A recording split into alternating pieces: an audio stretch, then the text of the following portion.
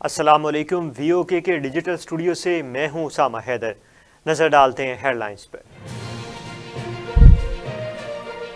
کسان اتحاد پاکستان کے مرکزی چیئرمین خالد حسین باٹھ نے 20 دسمبر کے احتجاج کی تیاری کے سلسلے میں پنجاب کے کسانوں سے میٹنگ کی۔ اس موقع پر انہوں نے کھاد کی قلت، بجلی کی قیمت، گنے کی کم قیمت اور دیگر مسائل کے حوالے سے ہنگامی پریس کانفرنس کی۔ سندھ ہائی کورٹ نے سینیٹر اعظم سواتی کی مزید کیسز میں گرفتاریوں کو روکتے ہوئے آئی جی سندھ کو تمام ایف آئی آرز کا جائزہ لینے کی ہدایت کر دی۔ جسٹس کریم خان آغا کی سربراہی میں 2 بینچ نے اعظم سوات کے مقدمات سے متعلق کیس کی سماعت کی۔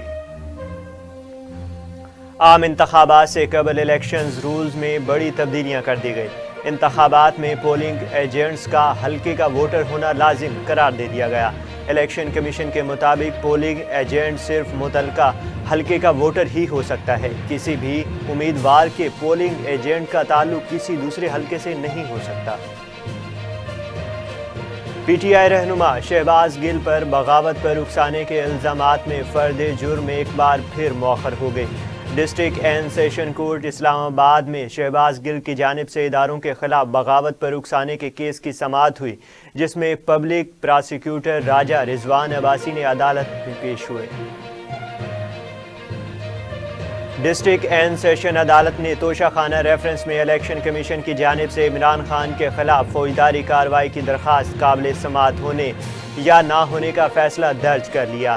ایڈیشنل سیشن جج ظفر اقبال نے الیکشن کمیشن کی درخواست کی سماعت کی، جس میں ڈسٹرکٹ الیکشن کمشنر اسلام آباد کے وکیل سعد حسن نے دلائل دیے۔ وزیر اعظم شہباز شریف نے طارق فاطمی کو معاون خصوصی آرڈینیشن قرار دے دیا۔ وزیر اعظم کی منظوری کے بعد کابینہ ڈویژن نے نوٹیفیکیشن جاری کر دیا۔ معاون خصوصی طارق فاطمی کا عہدہ وزیر مملکت کے برابر ہوگا۔ سندھ سمیت پورے ملک میں میٹرک اور انٹر کے سالانہ امتحانات برائے سال 2023 بترتیب 8 مئی اور 22 مئی کو ہوں گے، جبکہ امتحانی پیٹرن بھی تبدیل کر دیا گیا۔ نئے پیٹرن کے مطابق 9ویں 10ویں اور 11ویں 12ویں جماعتوں میں ایم سی کیوز کا حصہ 40 سے کم کر کے 20% کر دیا گیا ہے۔ وزیر اعظم شہباز شریف نے افغان عبوری حکومت سے مطالبہ کیا ہے کہ سرحد پر بلا اشتعال فائرنگ کے واقعات روکے جائیں۔ سماجی رابطوں کی ویب سائٹ ٹویٹر پر جاری پیغام میں وزیر اعظم نے گزشتہ روز چمن بارڈر پر افغان بارڈر فورسز کی جانب سے بلا اشتعال گولہ باری اور فائرنگ سے کئی پاکستانیوں کی شہادت اور 1 درجن سے زائد شہریوں کے زخمی ہونے کے واقعے کو افسوسناک قرار دیتے ہوئے واقعے کی انتہائی مذمت کی ہے۔ وفاقی وزیر داخلہ رانا ثناءاللہ نے کہا ہے کہ خیبر پختونخوا کی حکومت امن و امان اور سیاسی رہنماؤں کو ملنے والی دھمکیوں پر توجہ دے۔ اے این پی کے صوبائی صدر کو ملنے والی دھمکیوں کی مذمت کرتے ہوئے وفاقی وزیر داخلہ رانا ثناءاللہ نے ایمل ولی خان سے یکجہتی کا اظہار کرتے ہوئے کہا کہ صوبائی حکومت ایمل ولی خان کو ملنے والی دھمکی کو سنجیدگی سے لے اور ان کی سیکیورٹی کو یقینی بنائے۔ خیبر پختونخوا، گلگت بلتستان اور آزاد کشمیر حکومتوں نے مشترکہ پریس کانفرنس کرتے ہوئے وفاقی حکومت کے خلاف شکایات کے انبار لگا دیے۔ وفاقی دارالحکومت اسلام آباد میں پریس کانفرنس کرتے ہوئے وزیر اعلیٰ خیبر پختونخوا محمود خان نے کہا کہ ہمارے فائنینشیل مسائل ہیں، بار بار کہا مگر حل نہ ہوئے۔ 1.3 ٹریلین کا بجٹ اس بار خیبر پختونخوا کو دیا گیا۔ یہ عمران خان کے کہنے پر اتنا زیادہ بجٹ دیا گیا ہے، بدقسمتی سے وہ پیسے ہمیں نہیں ملے۔ انہوں نے حکومت پر الزام عائد کیا ہے کہ یہ کوشش کر رہے ہیں کہ ہمیں دیوار سے لگا دیں۔ الیکشن کمیشن نے عمران خان کی پریس کانفرنس کا نوٹس لیتے ہوئے پیمرا سے گزشتہ روز کی تقریر کا اسکرپٹ مانگ لیا۔ ذرائع کے مطابق الیکشن کمیشن نے پیمرا کو آج ہی عمران خان کی تقریر کا اسکرپٹ فراہم کرنے کی ہدایت کی ہے۔ الیکشن کمیشن آرٹیکل 204 کے تحت عمران خان کے خلاف کارروائی کر سکتا ہے۔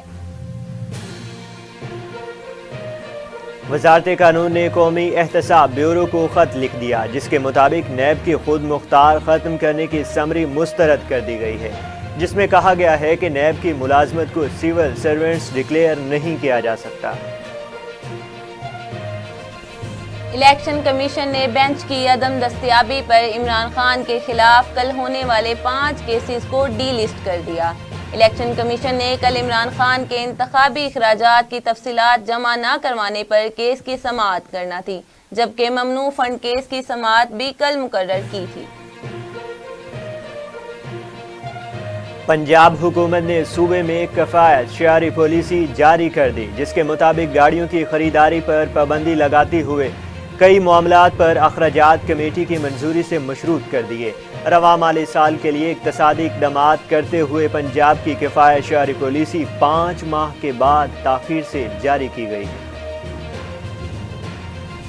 سندھ ہائی کورٹ نے پروین رحمان قتل کیس میں بری ہونے والے ملزمان کی نظر بندی کے خلاف درخواست کی۔ سماعت کے دوران آئی جی پولیس اور ایس ایس پی پر سخت اظہار برہمی کرتے ہوئے ریمارکس دیے کہ آپ لوگوں نے عدالتی فیصلوں کی حکم عدولی کی انتہا کر دی ہے۔